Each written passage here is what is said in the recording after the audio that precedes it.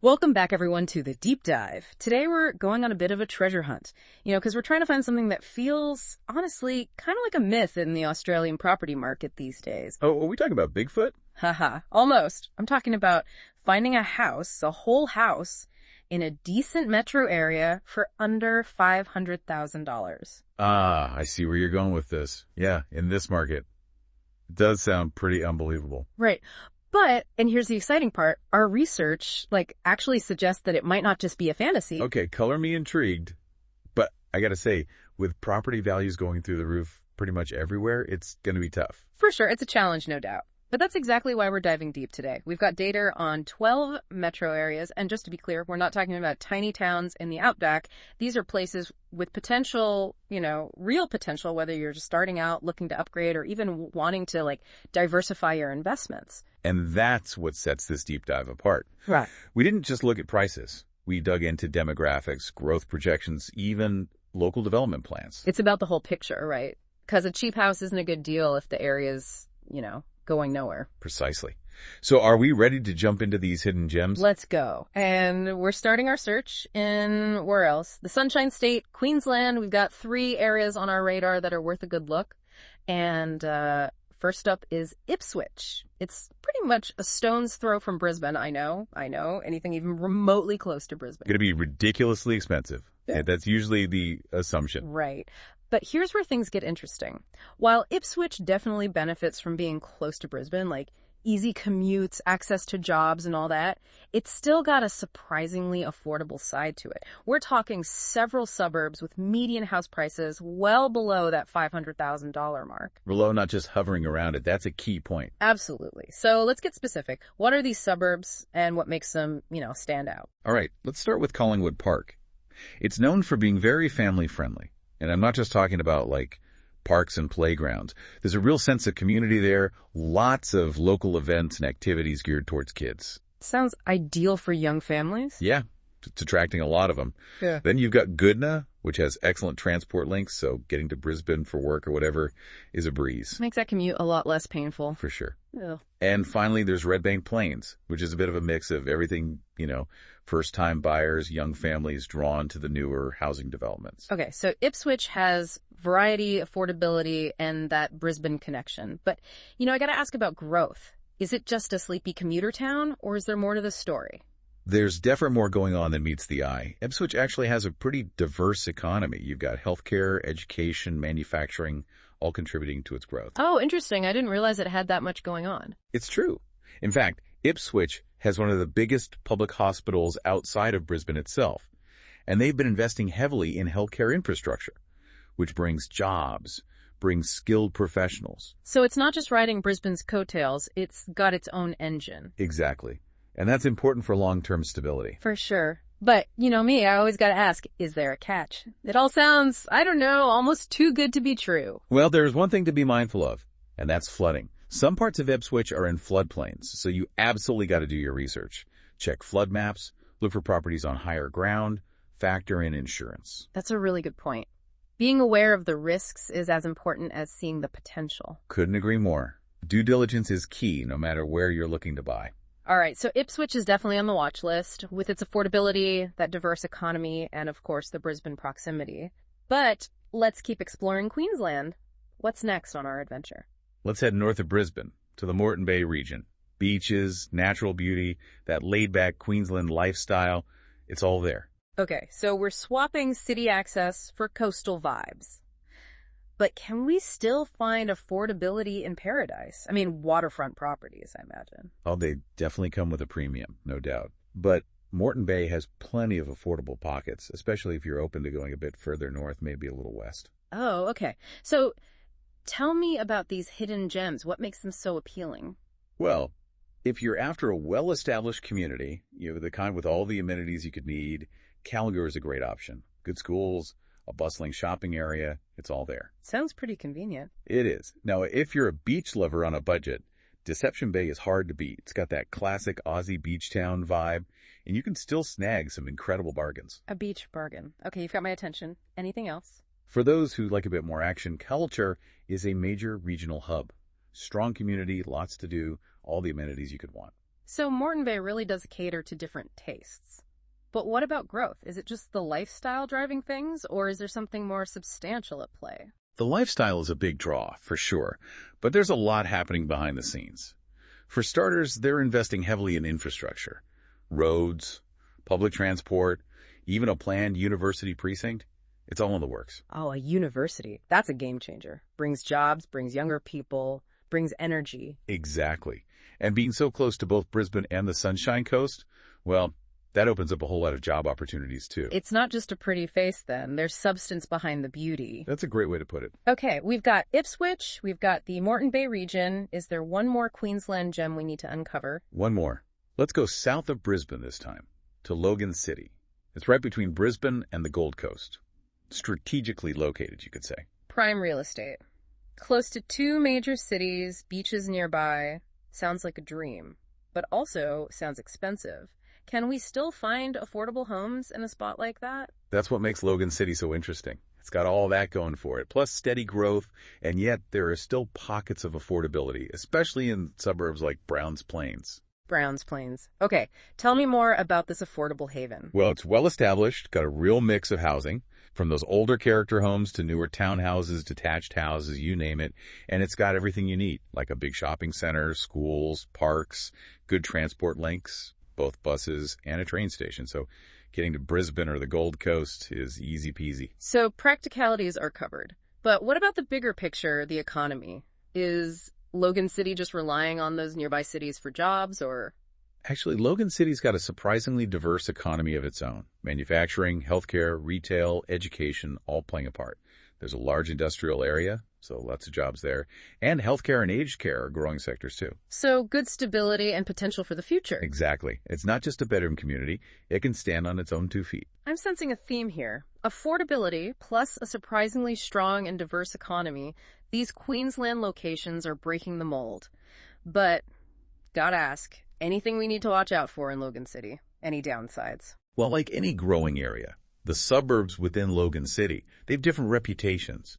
Some are known for being family-friendly, very established, while others are still developing, might have a bit of a rougher edge, you know. Yeah, I get it. So research is key. Absolutely. Don't just assume every suburb in Logan City is the same. Take the time to really explore. Find the one that fits your lifestyle. Sound advice. All right, we've covered 3 promising spots in Queensland. Ipswich, Moreton Bay region, and Logan City. Honestly, Queensland's looking pretty tempting right now. It does have a lot to offer. But before we crown Queensland the winner, let's see what other affordable gems we can unearth across the country. Ooh, I like where this is going. Lead the way. I'm ready to dive deeper into these affordable Australian metro areas. All right, time to switch gears a bit. Let's head south, down to South Australia. We're going to focus on 2 areas that are, well, they're going through a bit of a renaissance right now. Gawler and Salisbury. A renaissance, huh? Okay, that piques my interest. What's sparking this transformation? Well, both Gawler and Salisbury, they've kind of had this reputation, you know, as being those sleepy outer suburbs of Adelaide. But lately, they've been getting a lot of attention. New residents, new businesses, infrastructure projects, the whole shebang. Okay, sounds promising, but let's get to the point. Are they still affordable? Because that's what we're all about today, right? Absolutely. That's what makes them so exciting. All this growth and change. And you can still find homes under $500,000 in many parts of both Gawler and Salisbury. It's like a hidden opportunity, you know, getting in on the ground floor while you still can. Okay, I'm sold. Let's dive in. Gawler first. What's the vibe like there? Gawler's got this really cool mix of like historical charm and modern convenience. It's got a long history, goes way back to the early days of South Australia. You can see the buildings, the streets. It's got character. Yeah, I love that sense of history. But you mentioned modern convenience too. What does that look like in Gawler? Well, they've been investing a lot in infrastructure. New shopping areas, better transport links. They're even planning to expand the healthcare facilities. So you get that small town feel, but with big city amenities. Best of both worlds. Okay, let's get down to the nitty-gritty. Suburbs. Which ones are standing out in Gawler? Gawler West is a good one if you like that mix of old and new. You've got those beautiful character homes, but also modern townhouses, detached houses, all kinds. And it's close to the town center, which is getting a makeover itself. Then there's Evanston, really popular with families, great schools, parks, community stuff. And Gawler South, It's a good all-rounder, lots of different housing options, and easy access to amenities and transport. Lots of choices. But what about the economy? Is there potential for growth in Gawler beyond just this revitalization? Definitely. Gawler's in a sweet spot. It's close to Adelaide's northern employment corridor, which is booming, lots of manufacturing, logistics, healthcare, you name it. And the population's growing steadily. Plus, they keep upgrading the infrastructure. All signs point to growth. Plus, can't forget the lifestyle. Gawler's right near the Barossa Valley, one of Australia's best wine regions. Imagine living a stone's throw from amazing wineries, delicious food, beautiful vineyards. Right. It's pretty tempting. And Gawler itself has a great community, lots of events, markets, festivals, that friendly, welcoming atmosphere. Okay, Gawler's ticking a lot of boxes. Affordability, charm, amenities, a growing economy, and a fantastic lifestyle. Now, let's hop over to its neighbor, Salisbury. What's the story there? Salisbury's also transforming. It used to be seen as just an industrial area, but is really shedding that image and becoming much more modern and vibrant. Ooh, a bit of a makeover. Tell me more. What's driving this change? Urban renewal projects, lots of them. They're taking those old industrial sites and turning them into mixed-use areas, so you get new housing developments, shops, community spaces all together. And there's a big focus on green spaces and making the suburb more walkable, more connected. Creating a real sense of community sounds great, but bottom line, is Salisbury still affordable? Yes, surprisingly so. Even with all these positive changes, you can still find homes under $500,000 in many parts of Salisbury, especially if you're willing to be a bit further from the city center. Love that. Okay, suburbs. Hit me with your top picks in Salisbury. Pearfield Gardens is a good one. Lots of variety in terms of housing styles and prices. It's got a diverse community, good amenities, and decent public transport. Then there's Salisbury North. It's all about families there, parks, playgrounds, schools, sports clubs, everything you need to keep the kids entertained. And Mawson Lakes, that's the more modern option, focused on sustainable living, apartments, townhouses, detached houses, all surrounded by green spaces, waterways, and community facilities. Salisbury's sounding a lot like Gawler, something for everyone. But what about its economic prospects? Is it just relying on Adelaide for jobs, or does it have its own thing going on? Salisbury's got a good mix, actually. It's got those solid industries like defense, aerospace, manufacturing, healthcare. Those are big employers. But it's also seeing growth in newer areas like advanced manufacturing and renewable energy. So it's got a good balance, stability, and potential for the future. That's reassuring. Not just a bedroom community, it's got its own economic muscle. Exactly. And you can't ignore its location. It's right in Adelaide's northern growth corridor, which is attracting tons of investment, infrastructure, housing, the whole package. Okay, so we've got Gawler, full of charm and close to the Barossa Valley, and Salisbury, with its urban renewal and diverse economy, both in South Australia, both transforming, and both still affordable.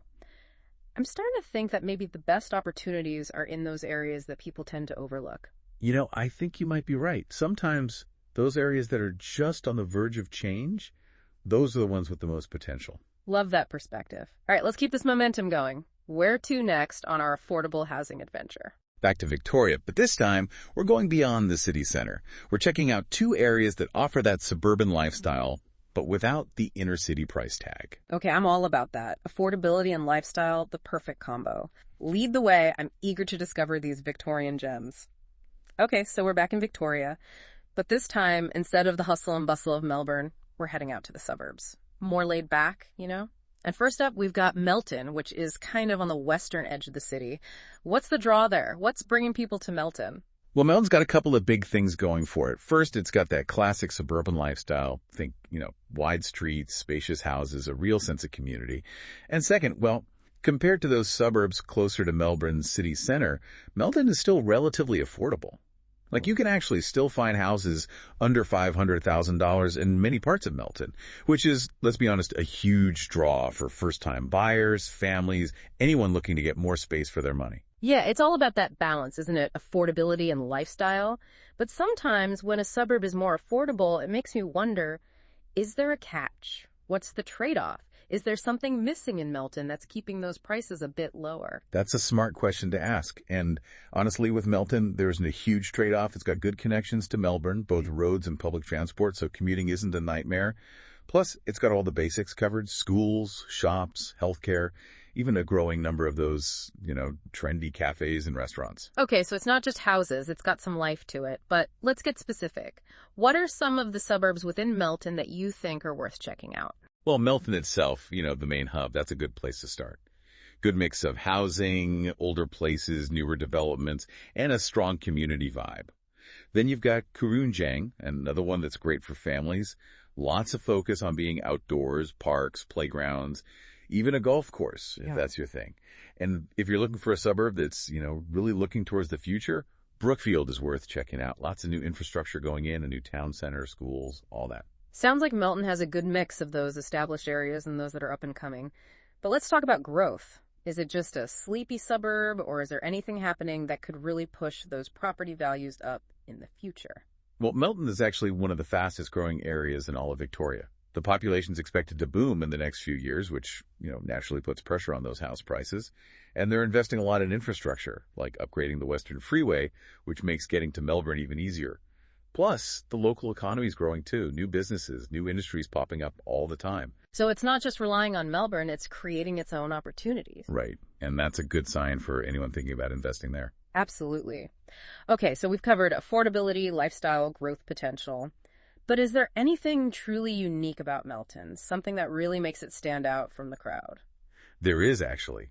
Melton's got this amazing botanic garden, the Melton Botanic Garden. It's huge, full of native and exotic plants. It's a great place to relax, enjoy nature, even learn a bit about plants, And it's a big draw for locals and visitors alike. A botanic garden, that's pretty cool. Okay, Melton's sounding really appealing, affordable, great lifestyle, that growth potential, and of course, the botanic garden. But let's keep moving. Where are we off to next in Victoria? Let's go to Ballarat. It's a regional city, steeped in history, but also with a really vibrant arts and culture scene. Ballarat. Okay, that brings back memories, Gold Rush history, those grand Victorian buildings. But can you actually afford to live in a place that's so, historically significant? You might be surprised. Yes, Ballarat has those stunning heritage properties and, those more expensive homes, but it also has a surprisingly affordable side. You can find houses under $500,000 in many parts of Ballarat, especially those suburbs a bit further from the center. So you don't have to strike gold to live there. That's good to hear. But what's it like to actually live in Ballarat? Is it just a tourist town, or is there a real sense of community? Oh, Ballarat's a thriving regional city. It's got a strong identity, a close-knit community, and the economy's diverse. Healthcare, education, manufacturing, tourism, they all play a part. Plus, it's got Federation University, which brings in students from all over, adds a bit of a youthful energy to the place. Sounds like a good mix. But let's get into the specifics. Suburbs, which ones in Ballarat should we be looking at? Wendouree is popular with families, good mix of houses, good schools, and it's right by Lake Wendouree, which is gorgeous, great for walking, biking, boating. Sebastopol's another family-friendly option, strong community feel, all the amenities you need. And Alfred Meaton, that's a bit more modern, newer developments, growing shopping area. Okay, so Ballarat's got that same range of choices, something for everyone. But what about its future? Is it just coasting on its history, or is there potential for growth there? Ballarat's actually going through a bit of a revival. People are moving there for the affordability, the lifestyle, and, it's not that far from Melbourne. And they're investing in infrastructure, like a big upgrade to the train line, which will make getting to Melbourne even faster. Plus, Ballarat's got a growing tech sector, new businesses, startups. It's pretty exciting. So old world charm meets modern innovation. I like it. Okay, we've had Melton with its suburban lifestyle and that botanic garden, and now Ballarat, full of history, culture, and a growing economy. Victoria is really showing off its range of affordable options. But we've got one more stop on our journey, right? We do. Let's head west, all the way to Western Australia. It's known for those vast landscapes, that amazing coastline, the booming mining industry. But we're not going to the mines today. We're looking at two metro areas that offer a taste of that WA lifestyle, but without the, shall we say, the hefty price tag. All right, let's explore WA. I'm always up for discovering hidden gems. What's first on our list out west? First up, we're going to Armidale, southeast of Perth. It's a really interesting area. You've got that urban convenience, but also a lot of natural bushland around, so a bit of the best of both worlds. Sounds appealing. But is it actually affordable? WA property, especially near Perth, it can get pretty pricey. It can, you're right. But Armidale is still surprisingly affordable. Lots of areas under $500,000, even with all the development that's happening. Okay, I'm listening. Tell me more about Armidale. What makes it stand out? Well, it's got a good mix of suburbs, each with their own vibe. You've got Seville Grove, which is kind of a blend of everything: families, first-time buyers, established homes, newer developments. Then there's Camillo, which is very family-oriented, good schools, parks, that kind of thing. And Kelmscott, it's got excellent transport links, so getting around is easy. Variety's always good. But what about growth? Is Armadale just a satellite suburb, or does it have its own potential for growth? Armadale's got a few things working in its favor. There's a lot of urban renewal happening, which is attracting new residents and businesses. It's close to major employment hubs in Perth, so commuting isn't a major hassle. And they're expanding the transport links, too, which is always a good sign. So good for both living and investing. Exactly. And it's not all about work and development. Armadale has a nice lifestyle, too. Lots of parks, easy access to the Perth Hills, a bit of an art scene, too. Sounds like a well-rounded option. Okay, Armadale's on the list. What's our final stop in WA? Let's head to Rockingham, south of Perth. If you're after that coastal lifestyle, but without the $1 million price tag, Rockingham is worth checking out. Affordable coastal living. Okay, tell me more. What makes Rockingham so special? Well, it's got beaches, obviously, that's a big draw.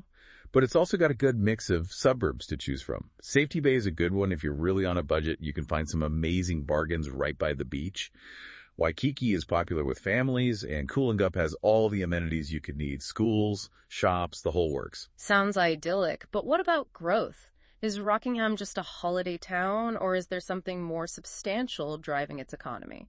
Rockingham's actually got a pretty diverse economy. You've got tourism, of course, with those beautiful beaches, but also marine industries, and people commute to Perth for work, too. Plus, the population's growing steadily, which is good for property values. Solid foundation, then. Anything else that makes Rockingham stand out?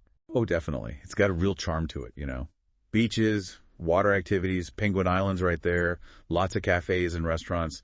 It's got a relaxed holiday vibe all year round. Okay, Rockingham's making a strong case for itself. All right, we've explored those metro areas around Perth, both offering a taste of that WA lifestyle at a surprisingly affordable price. But we're not done yet, right? We've got a couple more stops on our journey. 2 more, and they're both regional areas, each with their own unique appeal. First up, let's head to Cessnock in New South Wales. Cessnock. Okay, that name rings a bell. Isn't that in the Hunter Valley? It is. If you're a wine lover, Cessnock is pretty much paradise. Surrounded by vineyards, cellar doors, gourmet restaurants. It's got it all. Sounds dangerous for my wallet and my liver. But seriously, can you afford to live in a place like that? Wine country usually equals high prices. Well, that's the thing. Cessnock is surprisingly affordable. Even with the growth in tourism and the popularity of the Hunter Valley, you can still find homes under $500,000 in many parts of Cessnock. Okay, I'm intrigued. What are some of the suburbs worth checking out in Cessnock? Cessnock itself, the main town, is a good starting point. It's got a mix of housing options, a good range of amenities, and that country town charm. Then there's Kurri Kurri, which is known for its heritage homes and its strong sense of community. And Weston, it's a bit smaller, but it's got a real focus on community events and activities, that friendly, welcoming vibe. So Cessnock's got a few different flavors to choose from, but what about growth? Is it just relying on the wine industry, or is there something more driving its economy? The wine industry is a big part of it, for sure. Yeah. But Cessnock's economy is more diverse than you might think. You've got agriculture, mining, and a growing tourism sector, too. Plus, they're investing in infrastructure, which is always a good sign. So it's not a one-trick pony. Good to know. Anything else we should know about Cessnock? What makes it a good place to live? Well, it's got a real sense of community. That's a big thing. People are friendly. There are always events and activities happening. And it's surrounded by natural beauty, those rolling hills, the vineyards. It's a beautiful place to live. Okay, Cessnock is definitely going on my list of places to visit. Wine, affordability, community, sounds like a winning combination. All right, we've got one more stop on our affordable housing adventure. Where are we heading to wrap things up? Let's finish up in Queensland, back where we started. We're going to Toowoomba, a city known for its beautiful gardens and its lovely temperate climate. Toowoomba, the Garden City. I've heard good things. Right. But is it actually affordable? I mean, Queensland property, it's been booming. It has. But Toowoomba's managed to stay relatively grounded. Even though it's a desirable place to live, you can still find homes under $500,000 in many parts of Toowoomba. Okay, I'm all ears. Tell me more about Toowoomba. What makes it tick? Well, it's got a really laid-back lifestyle. That's a big draw. People are friendly. The pace of life is a bit slower. And it's a really pretty city. Lots of parks and gardens, as you mentioned. Plus, the climate's great. Not too hot, not too cold. Sounds very livable. Yeah. But what about suburbs? Any standouts in Toowoomba? Harristown's a good one. It's got a mix of everything: families, first-time buyers, older homes, newer developments. And Newtown, it's a bit more upmarket, but still relatively affordable, and it's got a really strong community feel. So, a bit of choice there. But what about the economy? Is Toowoomba just a pretty face, or is there something more going on? Toowoomba's actually got a pretty resilient economy. It's the largest inland city in Queensland, so it's a hub for the surrounding region. And it's got a diverse mix of industries: agriculture, healthcare, education, retail. Plus, it's close to the Surat Basin, which is a major energy and resources hub. So it's got some solid economic drivers. Anything else we should know about Toowoomba? What makes it special? Well, it's known as the Garden City for a reason. It's got over 150 parks and gardens, and it hosts the Carnival of Flowers every year, which is a huge event. Plus, it's got a university, so it attracts a lot of students and young professionals. It's a really vibrant city with a lot to offer. Toowoomba sounds amazing. Okay, we've covered a lot of ground today. From Queensland to South Australia, back to Victoria, then over to WA, and finishing up back in Queensland. We've explored 12 metro areas where you can still find a house for under $500,000, even in this crazy market. I'm feeling pretty optimistic. Me too. It shows that affordable housing is still out there. You just got to know where to look. And we've given you a great starting point today. Absolutely. But remember, this is just the beginning. Take this information, do your own research, and find the place that's right for you. And hey, maybe even consider those areas that aren't on everyone's radar yet. You might just find a hidden gem. Couldn't agree more. Sometimes the best opportunities are those that are a bit off the beaten path. Exactly. All right, everyone. That's a wrap on our deep dive into affordable Australian metro areas. Thanks for joining us. Thanks for having me. It's been a pleasure exploring these amazing locations with you. And before we go, one final thought to leave you with. We've focused a lot on affordability today, which is obviously important. But what about those other factors? Lifestyle, community, the overall feel of a place? Those things matter too, right? So as you continue your search for your perfect home, think about what's truly important to you beyond just the price tag. Because finding the right place is about more than just affordability. It's about finding a place where you can truly thrive. Happy house hunting, everyone.